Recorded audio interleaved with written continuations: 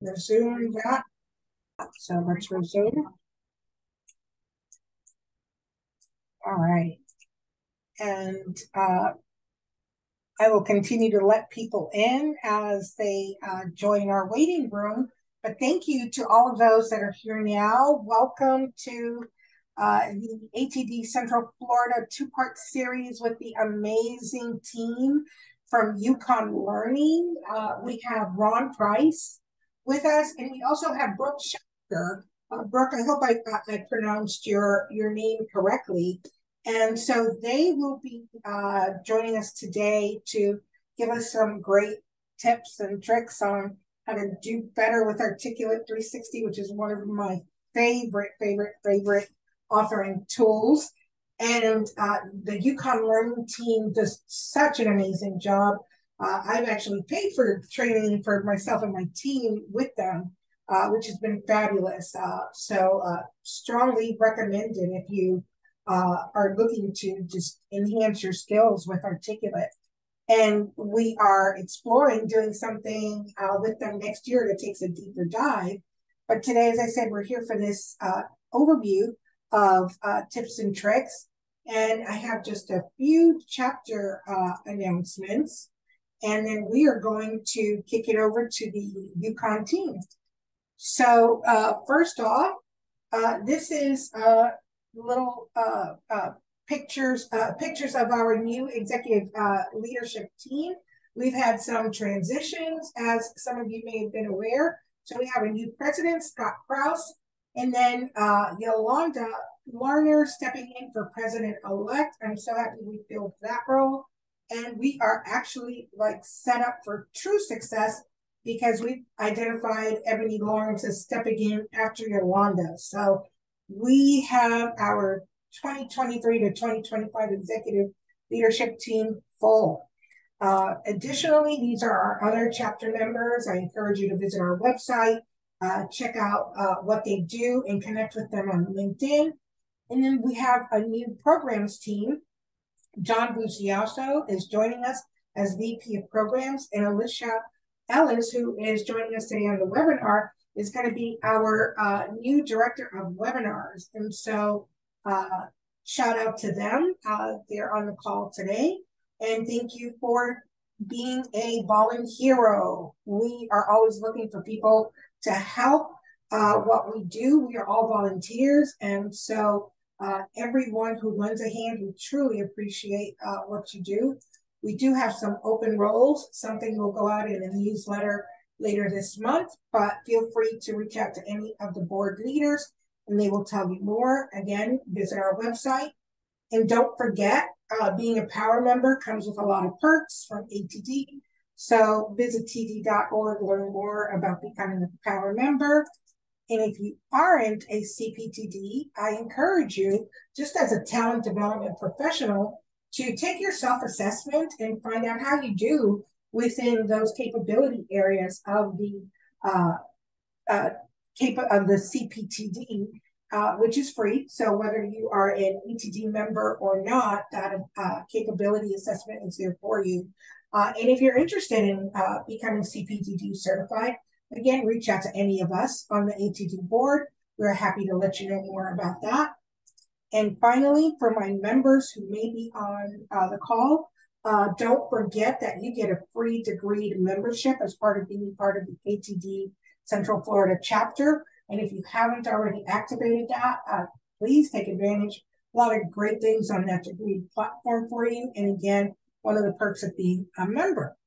So without further ado to what we are here for today, which is the Yukon team and their part one of a two-part series of going over what the Articulate Suite does. And so our main speaker will be Chief Learning Officer of Yukon Learning, who is Ron Price. And Ron has over 35 years of experience in talent development with great organizations such as Amazon and PepsiCo, and has been part of Duke University and Harvard Business School. And then we also have Brooke Schepker joining him today on the to facilitate the information. So Ron and Brooke, I believe I've given you both co-host privileges. I will stop my share for now so that you can go ahead and start sharing. There we go. All right. Thank you, Rosa. It's always You're great to quite be with welcome. you. Thank you. We have a great deal of respect for this chapter of ATD. Every time we're in Florida, either working with the Guild or Training Mag, it's always great to see the smiling faces and the volunteers from this chapter that are loving and welcoming to all of us that come in. And we just really appreciate that because I know that those organizations definitely depend on local intel and people who are bright and cheery and also understand the industry. So we're grateful. Thank you for that. Those of you who do volunteer, it means a lot to us. And Brooke has been Brooke and I've been with Yukon for quite a while, and she is the one to talk to whenever you want Yukon to do something for you. But I tend to be the one that talks all the time. So she's here, and she'll be watching the chat as well, and might be able to chime in if you have questions. But I'll be doing most of the talking, which is, you know, she sounds and looks way better than me, but you're stuck with me today. So we'll go from there. And so we're going to do an introduction of the Articulate suite of tools. And then our next session we're going to be doing in December, we're going to dive in specifically into one of the tools, Storyline, and where we're going to do a little bit more of the tips and tricks and some of the things that you might be wanting to do in Storyline for those of you who have been using those tools. So maybe, and I think by now everyone is comfortable enough with Zoom to know where the response and the raised hands are. Just by a raised hand, how many of you are already familiar and are using the Articulate suite of tools, any one of the Rise or Storyline or any of those, and we'll just see what kind of experience we already have. I'm seeing some hands go up and some thumbs, so I'll take that as well. So, and smiley faces, they all work great for me. Super. So maybe about 5 or so out of the group, so a third. Looks like they have experience. So great. So for those of you who already have experience, some of this may be things you already know, but we felt like it's helpful for people to know what all the tools are because many people come in and they grab a tool to use for a particular job. Like if I need to go hammer something, I go to my toolbox, I get the hammer, but I don't evaluate what else do I have in my toolbox. And so sometimes that's the way it works with Storyline. Somebody or Articulate, somebody gets hold of Rise, they start building in Rise, and then they forget there are other tools available. And so we're going to show you what those tools are, what their use cases are, show you some examples, and then we'll have some time at the end if anyone has any questions that they might want to ask. So let's look at the whole suite and what that might look like. So there are several tools actually available that come with your subscription. If you do have that subscription or if you have a trial, which lasts for 30 days, and you'll see them here by their icons or initials. This one up here is Content Library. This one is Rise. This one is Review 360, Storyline, Peak, Studio, which may be foreign to some of you, the 360 training, which that backed up for me. Let me go back to that. It's here. The 360 training, which is the TR for training, and also replay. So those are the tools that come with this suite. And some of you may have used one of them, may have used all of them, but there's a good chance that there are some of these that you haven't even paid any attention to at all. So we're going to delve into those and at least give you an overview of what they can do. And we're going to start with the primary authoring tools. And basically the authoring tools that are come with the suite are Studio, Storyline, and Rise. And I'm going to focus more on Storyline and Rise. We can show you Studio if you're interested. Not a lot of new users though are using Studio. It's still a part of the suite. It will continue to be a part of the suite. And it was the original rapid e-learning tool that Articulate started with. So if you're ever curious, how did it all begin? It began with this tool here called Studio. And some of you, maybe you can use a show of hands. How many of you have ever used studio or presenter, it sometimes is called as well in your development. There's probably less hands raised for this. At this moment, I'm only seeing a couple of thumbs up.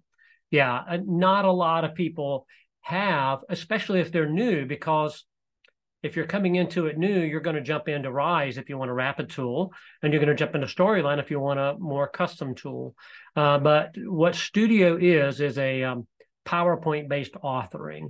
So I'll go ahead and show it to you real quick since we're talking about it. Let me pull that over here.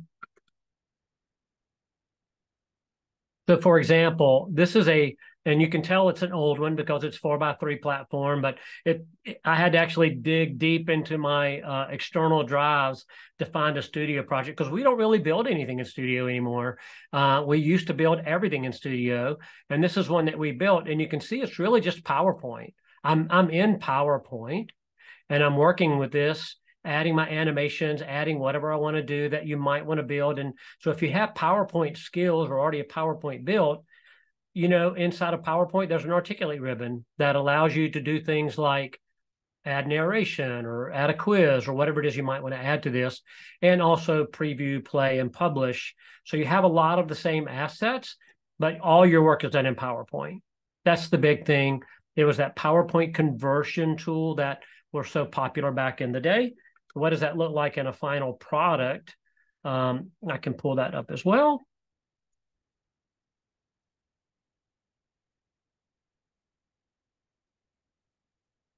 It is over here, and you'll see it's 4x3, but this is what it would look like in the on building scenario-based questions for Cameo. Why are scenario-based questions so effective? What are the core components? So if you haven't ever used it, you're probably not going to come after this demo and go, I got to go use Studio. Basically, it takes PowerPoints and allows you to convert them into an e-learning module, wraps a player around them, and provide some level of interactivity if you were to insert like an engage interaction or something like that. So most people aren't, like I said, there's a whole lot of legacy users that have been using Studio for years. They're the ones that are using that. Most new users are not, because Rise and Storyline offer so many more benefits that Studio does not offer. So the next tool in the suite is going to be Storyline. So let's talk about that. And what Storyline does, when you think about Studio being the PowerPoint deck, you have slides. Well, Storyline is also slide-based authoring. So if you are going to be working in Storyline, you're building slides. But slides are just 1/4 of what we call the building blocks in Storyline. When you're building a slide-based authoring, you have slides that look and act a lot like maybe slides that you may be using in PowerPoint, but you also have access to 3 other key elements: states, layers, and triggers. And so that allows you to do much more robust interactivity when you're using that. For example, even on this opening slide of this particular story, I have some layers in here that are doing things. When I come in here to the next slide, it's just content being presented, but you'll also see that I can divide my content up into different scenes. So if you think about chapters in a book and how that might work, I have a lot more control over how I might deliver this content.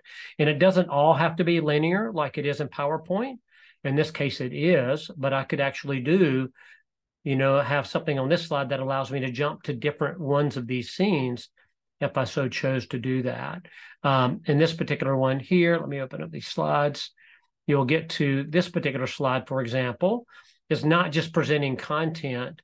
And one of the benefits that we love about Storyline is you might reach a point where you're going, well, I'm not going to present content, and I'm not wanting now to control what they see and when they see it. I want the user to make some decisions. And so once I'm through deciding, in PowerPoint, you're the one driving it. And in Storyline, you're the one driving it if you're just on a slide. But you do reach a point where you might want it to be interactive. And so one of the questions we often use is this content better told or better discovered? And when you reach a point in your presentation where you think, I could tell them this, but I think it would work better as a discovery moment, then I'm actually going to incorporate the other building blocks where I'm going to use triggers, I'm going to use layers and possibly state changes. And that's what we have on a slide like this. I'm no longer just presenting content. I'm going to let the user interact. So let me show you what that might look like in this particular demonstration. And this is the same course that we were just looking at. And you'll see these layers that I showed you on that first slide were really just allowing me to create this changing picture effect, because I wanted them, if they stopped on this slide, I wanted the pictures to still be moving, so they wouldn't just be looking at a static slide the whole time. But this one looks a little bit like this. Let me start it over. And you can get a sense of it. Hi there, and welcome to your Key Leadership Touchpoints journey. I'm so glad you're here. My name's Sora, and I'll be your guide as you make your way through today's lesson. You'll spend about 15 minutes talking with leaders about the 3 key leadership touchpoints. Select Next to get started. So in this particular case, it is functioning much like a slide. I'm presenting content and I'm controlling what they see and when they see it by animating these items in sync with the audio. And then if you click Next. The 3 key leadership touchpoints are team meetings, one-with-ones, and work-withs. While these touchpoints may seem like they're separate activities, it's important to note that they are connected. Amelia to get started, a little bit. And I'll see you later. So now we're going to click on Amelia to get started. So we'll go from there, and then I'll show you that slide we were talking about. Hi, I'm Amelia. Nice to meet you. Grab a drink and have a seat. First off, let me say I've kind of got team meetings down to a science, so let me talk you through what I do. Your team meeting is the one time you have to bring your team together, virtually or in person, to celebrate success and set priorities and goals for the upcoming period. I think of team meetings as the time to inspire my team to action. When it comes to team meetings, I follow a 3-step process: prepare, conduct, and follow up. Select the desk elements and let me walk you through each step. So now we're at this moment. So everything so far has been me presenting content on a slide. You could do this with Storyline very easily. But now we've reached a point where we want to make this interactive. And that's when you'll notice when I hover over certain things, things change. And whenever you see something like this in an interaction, that's one of the other building blocks in play called a state change. When something changes the way it looks as you interact. And so Storyline now is taking us from just presenting content to an opportunity for the learner to get the content they want.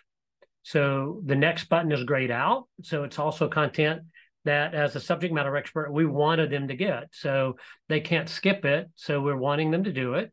And so they can click on either one of these they would like. I'm going to click on Preparation. Prepare is really about setting the stage for a successful meeting. As you prepare, you'll plan your agenda and meeting logistics. And I'll show you a couple of other things in here as well. We did not turn on closed captioning for this particular one. It is an option you could turn on, but you'll also notice in the notes panel, all of that script is here, so that we really didn't feel the necessary to put all of that script on the slide. So at Yukon, we typically do more of a lean approach like this when we're doing our slide-based authoring in Storyline. So this is the prepare. It's over with. I can now close this layer we were on, and you'll now see that this has a different icon. So we're letting them know you've already seen that one. You can now go see one of the other ones as well. So that was all built in Storyline, and this is the slide that you're looking at. So you'll see on these slides, there's a notebook that has I named it in the timeline, Reveal. I can't remember the second word there, Reveal, Prepare. And it's really just a rectangle that's over this notebook. And that notebook has states in it that allow you, when you hover, it's going to look like this. After you click on it, it's going to look like this. And then there's a trigger, which is up here, that's saying, when you click on Prepare Reveal, which is going to be further down here, this is the trigger I was wanting to look at. It's going to show that layer Prepare. So this is a different level of interactivity than just presenting content and clicking next. It's allowing the user to pull the content that they're more interested in. And that is one of the key benefits of using Storyline. So when you look at the first two authoring tools, Studio, like I said, is not as popular as it once was, because when people get into Storyline, they realize, well, I can build something way more dynamic, way more interactive. And it really is very similar when you look at the user interface. If you're already familiar with the PowerPoint interface, this is not going to be that hard of a learning curve for you. And you'll be able to come in here and figure out where things are pretty easily. But the key to Storyline is understanding those 4 building blocks. You have slides that are your canvas that you're working on. Then you have states, or when items change what they look like. You have layers when you want to show more content or provide more media. And then you have triggers that are the action statements that cause these things to happen. So the way these work in concert with each other really make a big difference in how that might work. So that's why when we look at the two, this is a flagship authoring tool here. When you look at Storyline, it is, until Rise came out, definitely the most popular tool out there. Now Rise is growing in popularity, not so much for its ability to do what Storyline can do, but for its ease of use. So that's Storyline very briefly introduced in a broad stroke. I think I might pause for a moment just to see if there are any questions. I think some were coming in on chat. And I don't know if Brooke or Rosa have heard anything that I can respond to. Brooke is doing like amazing with responding to the questions. There was one question about having the option to add sound in other languages, and Brooke provided a link for that. And then someone made a comment about loving the fact of putting the idea of putting the script in the notes. Yeah. Yeah, I think those are great. And almost every tool out there now is having to embrace how important accessibility is to people. And so Storyline is no different. They have really kept up with that quite well. And so you'll see in here that I could very easily, if I had a notes panel, and I'm going to just kind of change up the audio on this particular one here. This is Hi, I'm Amelia. That was the audio we listened to. One of the ways that a lot of people get started, we at Yukon use all professional narration. We have a whole team that provides that for us. But one of the cool new features you'll see in here is if I were to go insert audio, I could choose text to speech. Now, text to speech has been in Storyline for a while now, but in one of its more recent updates, they've added more what we call neural voices that sound more natural. This just came out a couple of updates ago. So if you have Storyline and you haven't run your updates, you might not even see this. But it's kind of a nice effect where if I wanted to choose one of these voices, I could say, copy that from my notes, or I could copy and paste it in here, and it could be in any language. And if I did do it in a different language and I wanted that accent, I could say, well, I posted this in here in Spanish. I really want, Latin American Spanish, Mexican Spanish, or Spain Spanish accent. I could choose one of those voices, and you'll see they have some new neural voices here as well, and they sound like this. Hola, me llamo Andrés. Voy a leer el texto que ingreses aquí. Now, the fact that I typed this in English, if I were to now insert this, it's going to give me English, but with Andre's voice. So it'll be kind of a Spanish accent, and it would sound probably okay. But I can also turn on, hey, generate my closed captioning for me now. And that way I don't have to do that later. And when I come back in and maybe want to add a real voice to that, if I swap the audio out by doing change audio, the closed captioning remains. So it's a really quick and easy way to keep, and closed captioning for us is now just built in to any project. As of, I think this past year, Brooke has added that to any course we develop for people. At the bare minimum, they have closed captioning as far as an accessibility step, and then they can ask for more if they want a higher level of accessibility. So if I hit insert on this, you'll see on the timeline, now I'm going to mute Amelia's original audio, And I probably should have chosen a female because Amelia is going to sound like Andre in Spanish, but you'll hear what that sounds like here now.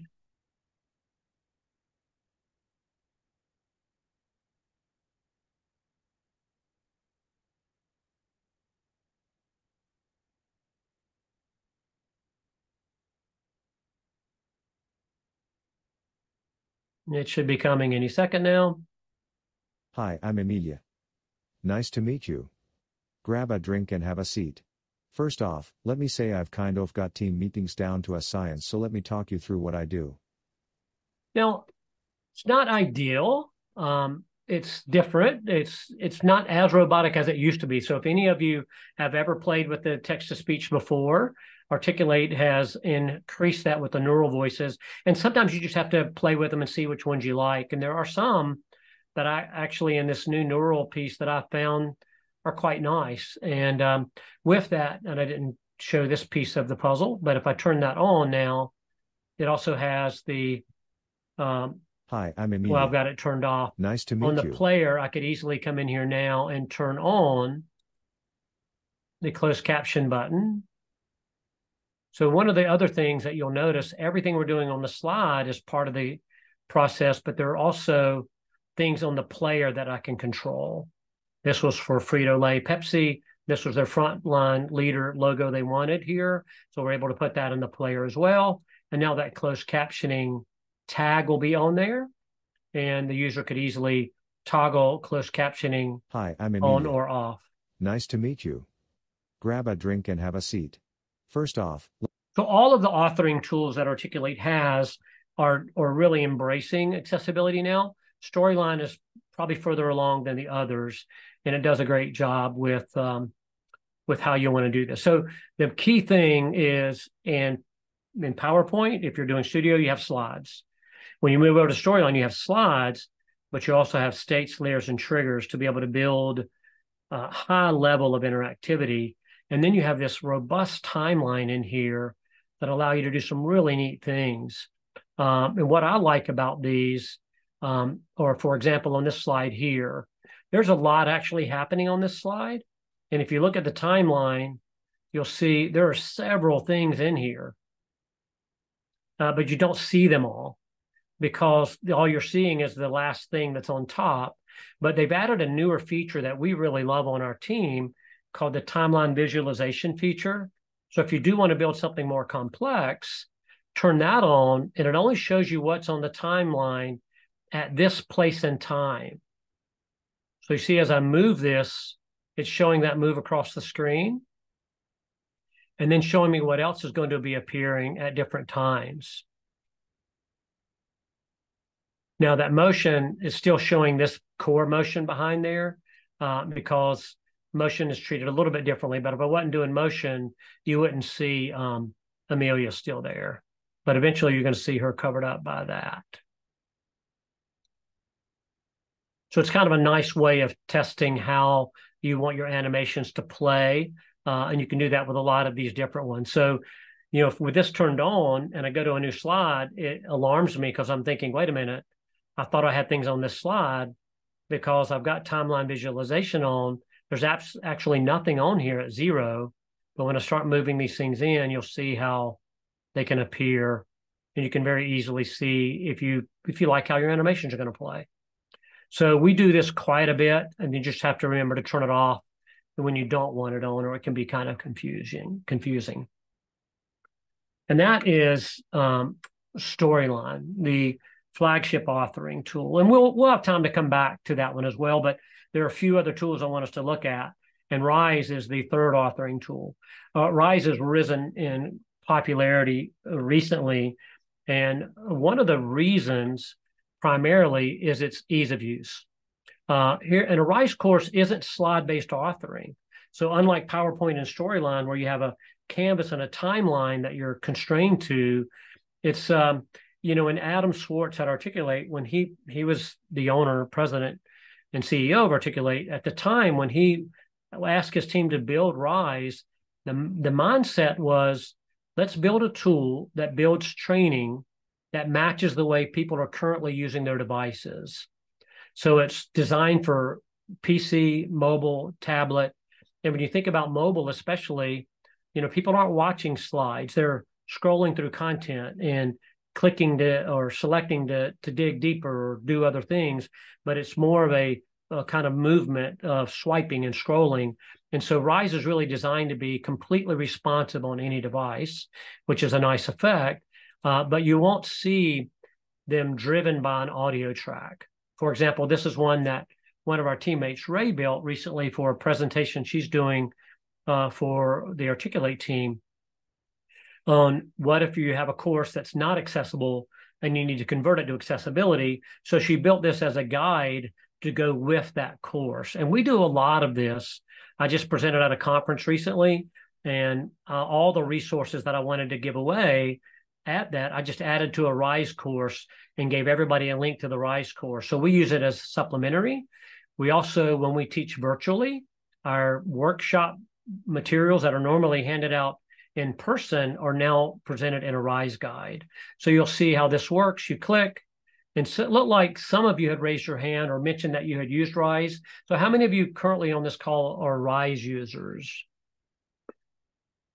Yeah, I'm seeing a hand or two go up. Wonderful. So you're probably familiar with how this works. I'm going to show you this Rise course, and then we're going to look under the hood at it, similar to what we did with the Storyline course. So you can scroll through and you'll see there's a nice tab interaction here, but it's truly driven by the participant. There's not an audio track driving us through the slides. I'm controlling what I want to get. So it's all pull. And this is one of our team members, Ray. She built this course. And then you can add little buttons, though, that help you navigate through. For example, we've allowed this to be navigable, and we can lock it, but we didn't. So they could jump around here, but they could also just click on these buttons. This is called a continue button. It just takes you to the next set of lessons. And we've added our own little graphic enhancements in here to, one of the challenges people have about Rise is a lot of Rise courses early on all look like every other Rise course. Because it was easy to use, people were just copying, pasting content in it and not thinking about different ways of using it. So you'll see we've added some elements in here to try to make this not look like every other Rise course you've seen by changing up how the banners present themselves and using some custom graphics and so on. But it is not driven by audio. You can add audio. You can add video. They play very well, but they're all click to play. There's not an auto play feature in Rise yet. And a lot of that is honoring the decisions that the browser companies made to respect some of the data privileges issues they were having. So pretty much all media is not designed to be auto play. That's why even at the beginning of a Storyline course, there's a big play triangle for you to hit first before it actually plays.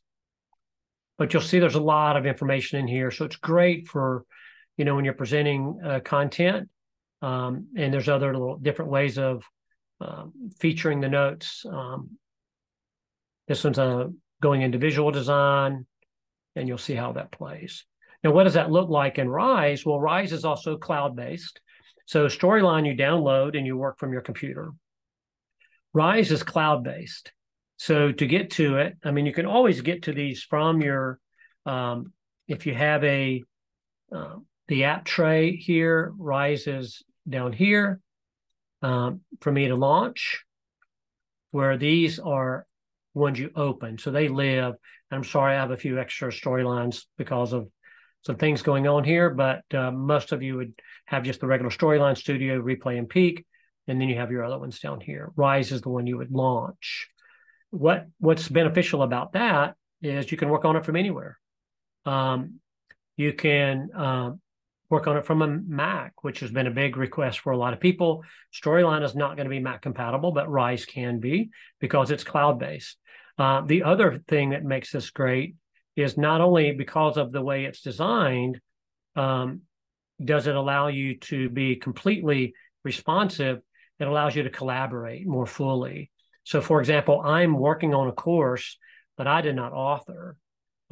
Ray authored this course, but I could very easily be working on it at the same time she is, which is one of the benefits of how you could use that with Rise. And so the way that these elements were built over here, instead of building slides, you create what you call blocks. So it's a little bit of a different mindset. And if you're used to slide-based authoring, it's a little more of a learning curve to get your head out of, okay, I'm not building slides that are driven by a timeline.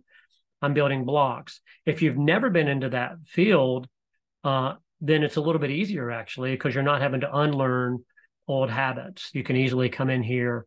For example, I'll go with the introduction. I'll hit edit content, and you'll see that this is made up of a few blocks. There's a statement block. And if I didn't like this statement block, I can choose different types of blocks. Like, what about statement C? What does that look like? Or what about statement A? Well, and this one we chose was statement B, which is the one that we preferred. But then this one is now an image. We created this image ahead of time and put it in. It's a full width image. You could have said image centered, and it's going to not give us the same effect we wanted. So we went full width. And then we took the padding out. So if you come into, they've moved all that up here now. This is a new design change. So you have padding and things up here that have been adjusted. So there's no bottom padding. I'm still in the habit of going over here to adjust my padding. So if you haven't been in Rise in a while, it just changed where your design elements are over here to the right on imagery. And then on this next block, it shows there's some white in between those, but in reality, this block has no, just a little bit of padding at the top, but this would be one solid piece. So what does that look like in our design? It looks something like this. Let me get back to the top one. That's what this one looked like, actually. You don't see that white. You only see it when you're developing, so it shows you where your blocks stop and end. But since we took the padding off of this, it meshes perfectly with the same coloring that we used here. And so see, these are all different blocks that are stacked up together to make one graphic, one lesson. So it looks a little bit more fluid in how that looks. And there are tons of different blocks to use. If I wanted to add a new block, here are the common ones, but I could go all blocks. And you'll see there are different text treatments here. This is regular text treatments. These are statement text treatments and quotes. But you can also do list, imagery. There's a variety of those. Galleries, which are multiple imageries. Multimedia, where you can add video, audio, embed from a website, things that you can do pretty nicely.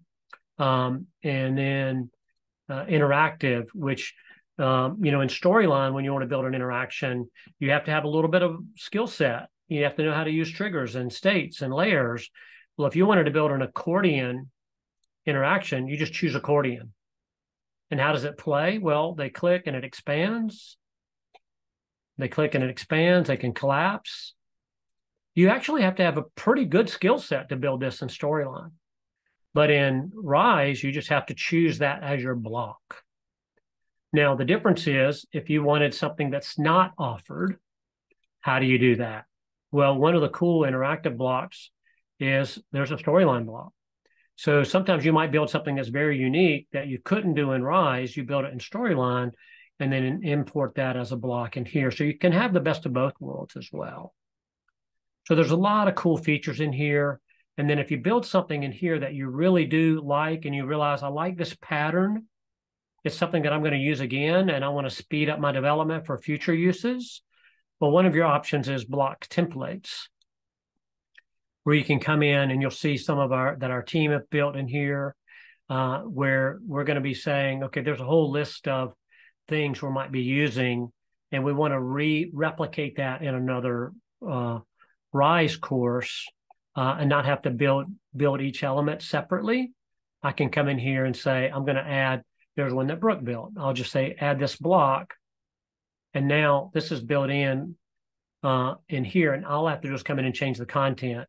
The look and feel, the way she's already adjusted the padding has already been done for me. And that's kind of nice because you can always come in now and say, I want to create my own block, and then come in here and start selecting the things that I want to be in that block and then save it. And the beautiful part of that is if you have a Teams account, you can save it for your whole team to look at. which is a nice effect as well. It allows for collaboration in that aspect. And the same thing, Teams accounts in Storyline, to be able to work with another team member, they have to be on your team. But Teams accounts in Rise, I could actually collaborate. So if I came in here and did share, I could add collaborators. They don't have to be part of Yukon's team. They just have to have a Teams account. So for those of you who might be, well, I'm going to be a vendor, I'm going to be a consultant, or I'm going to be a contractor, and I'm the only one. Some people go, I'm still going to get a Teams account so I can work with my customers and I can collaborate with them in a cool way to pull that off. So it's a nice feature. Rise is becoming a very valuable tool, and it is growing. Pretty much every month you come into Rise and you see something different. Our training team just updated our guides, and we have to stay on our toes because they'll change things quite a bit. One of the most recent that people have really loved is the ability to really work on the themes so that everything doesn't have to look the same anymore. This is a Apex theme, but you can come into some of the more traditional looking themes. And you can, inside of each of these themes, so if I chose the Apex theme here, I can come back and say, but I still want my cover page to look differently. You know, I have a lot of control over how this presents itself. It doesn't have to be the old adage that we said, every Rise course looked the same.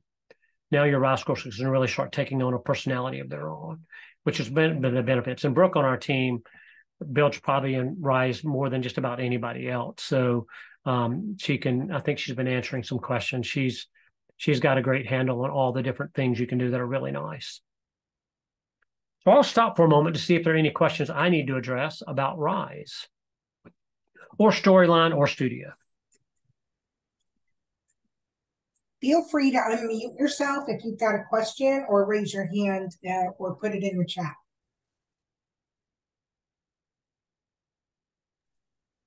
And Brooke has been really quickly answering most of these. She's fast with her fingers there to the responses. She's almost like an interpreter. She takes my Southern nasal garbage that I'm saying and then makes sense out of it as she presents it. So she's really great for that. So there's a question about options for creating an infographic. Well, you know, typically when we're doing that, there's a couple of things that are good and bad about infographics. They're really nice. What we have found, though, I'm just going to cancel this out. If I were to come in here now and get into editing this course, and I'm just going to do a test.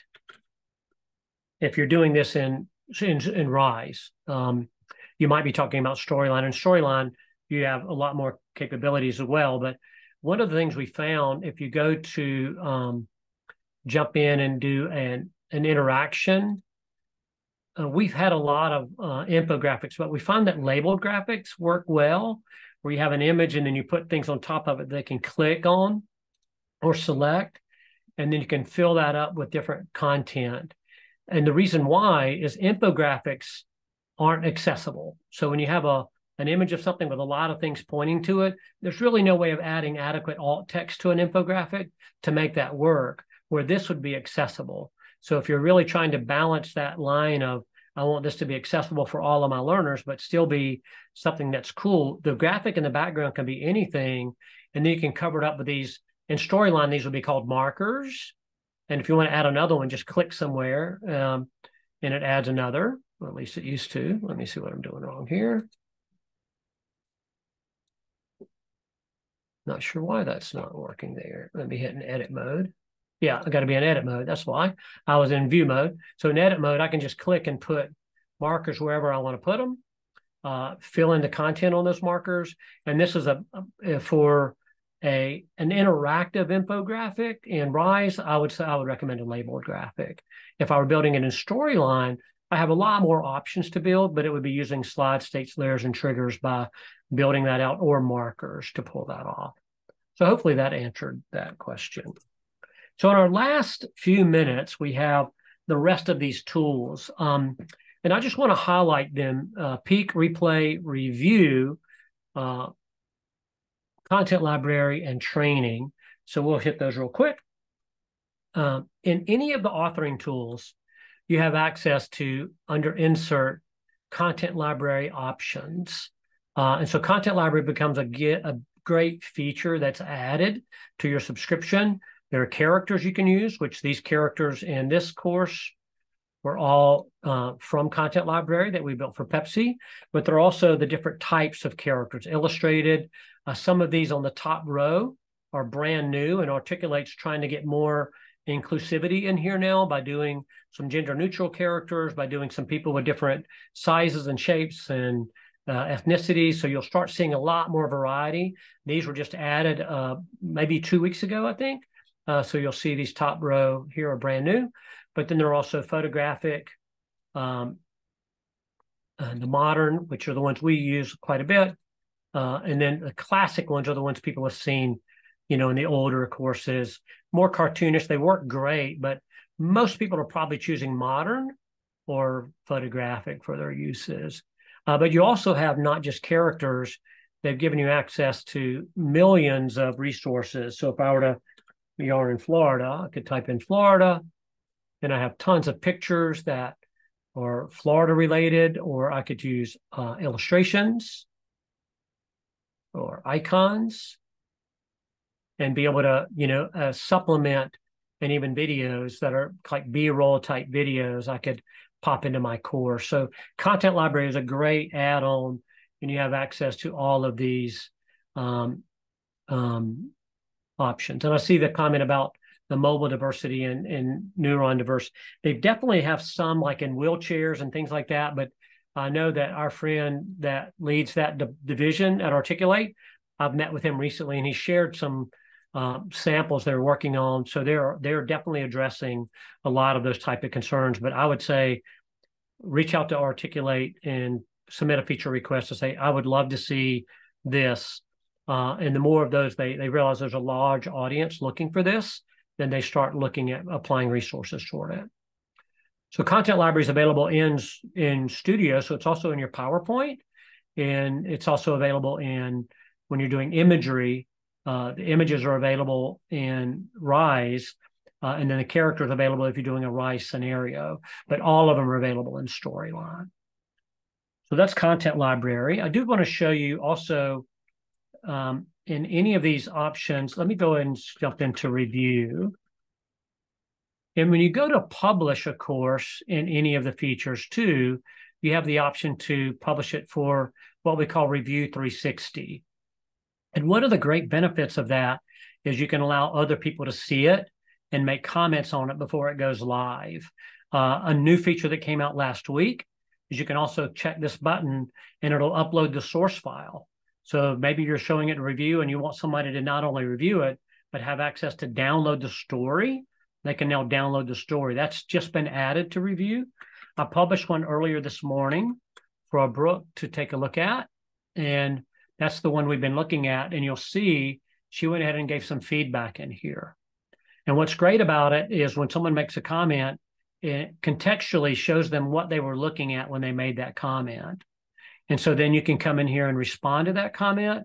If I wanted somebody else to look at that comment, I could and anybody on my team, I could come in here and tag to say, hey, will you take a look at this? Or what do you think about Brooke's comment? I can add attachments. If someone said, hey, replace this image with another image. And the people who give you this feedback, they don't have to have Storyline or anything. They can just have the link and come in and make comments. And then I can come in and resolve these as they've been taken care of. And I have access to, being able to view the course. And I can even say, disable the comments. We're done getting reviews. And what I did with Brooke this morning was I actually sent out a request, which is a newer feature that's been added, where you can actually put a deadline on that to say, hey, can you review this by this date? And they'll get an email asking them to review it. And this is very helpful if you're trying to maintain a schedule, because if you just send people the link, they think they have all the time in the world to review it, and then they wait till the last minute. In this case, you're actually telling them there's a deadline. So this is a new feature here. So that's Review 360. It works well with all three of the authoring tools, and same as Content Library. The other items, I will just highlight at the end the training piece, but there's also Peek and Replay, which is, this is the symbol for Peek. Peek is available on Mac and PC, and Replay is only available for PC. Peek is the easiest to use. And basically, what Peek allows you to do, I'll just do this one here. Let's talk about I thought it might be easier to answer your question over a quick video instead of writing out all the steps. So I just wanted to show you a really fast way to generate closed captions in Storyline 360. So here's how you do it. When you're in the project, go up to the Insert Audio tab. So it's a screen recording tool, and Peek is built in to your tab here, your app tray, where you can open it, but it's also at the bottom of your toolbar if you have Articulate installed. And when I click on it, it's actually going to open up the little window in another on another window, so you won't really see it. But if I do new recording, you know, I can bring up this panel and I can record any window I want to record or any app I want to record. And it is just recording, though. You record, you don't edit, and we use it more than any other tool, because when people email us and say, hey, I don't know how to do something, we just record a quick peek of them doing it and say, this is what Tara's doing in this example. She's showing somebody how to add closed captioning. So we record the steps. They can watch the video. It automatically uploads to Review. So you can just send them a link. They can have access to it. Now, Replay is a little bit different in the fact that you can still record your screen, but you have editing options, and you can also record your camera. So I did this early this morning. So if I hit play, you'll see I can add little. Hey everyone, in here. Thought I would show you a quick test on how you might want to use Replay if you're building a training video. So let's take a look here at this Leadership Touchpoints course. And if I were to demonstrate, I have a lot more control over what I want to show. I have 2 tracks I can go back and forth between. If you've ever worked with other video tools, this is a light version of all the other video tools. Even in here, if I, for example, at one point, I coughed action again as we go through the course. And then I could always, that was kind of on purpose, kind of not on purpose, but I can come in here now and say, well, let me find out when I coughed and when I stopped coughing. I can play this section. Excuse me. I could always, and so, okay, I can back this up to there and then cut that section out. If I click down in here, if I cut it, it does that. If I delete it, but I do that real quick. I can move these closer together to create a little bit more of an edit effect. And then I can always come in and make edits as needed. You can kind of see with the Replay, do screen recording, but you can really do some cool things in here. Now, Storyline also has its own screen recording capability, but Peek and Replay are 2 additional tools you can use for that. And then I think we're getting close to being out of time. So let me pull up this last slide, and it'll actually have a link to it for the Training 360. And these 2 items, Training 360 is provided for you if you have the subscription. I can also send these links out if that's helpful. But a couple of things that you might want to do to go further. One, to download the software if you haven't ever had it. The what's new and what's next is always great for telling you what Articulate's working on. For example, the next week at DevLearn, they're going to be talking about their efforts toward AI and what they're beginning to do with that. So you might want to stay tuned. But the 360 training, this first link takes you to the work that Tom Coleman and his team do. And then this one here, yeah, we can share those in chat. Now, let me get to those real quick.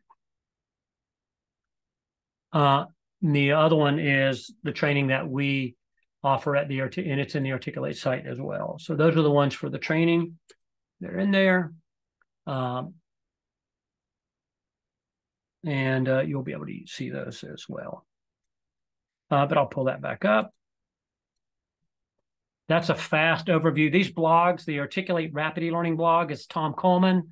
He's the Chief Learning Architect at Articulate.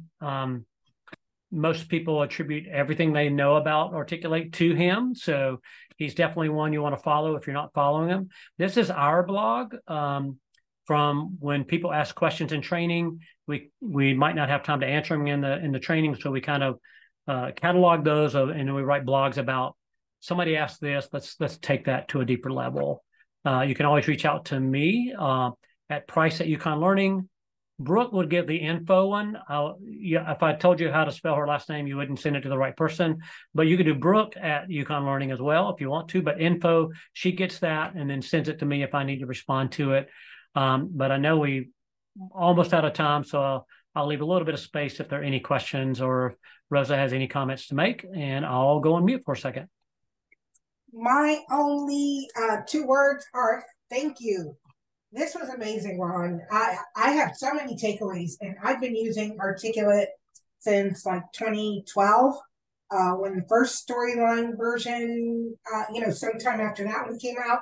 And I've picked up a bunch of things. One of my colleagues is here on the call, and we've been side chatting in Teams about the tips that you've shared and brainstorming things. So, truly thank you for such an informative 1 hour. I don't even know how you got all of that in there in that 1 hour, but this was great. Any last questions from folks in the audience?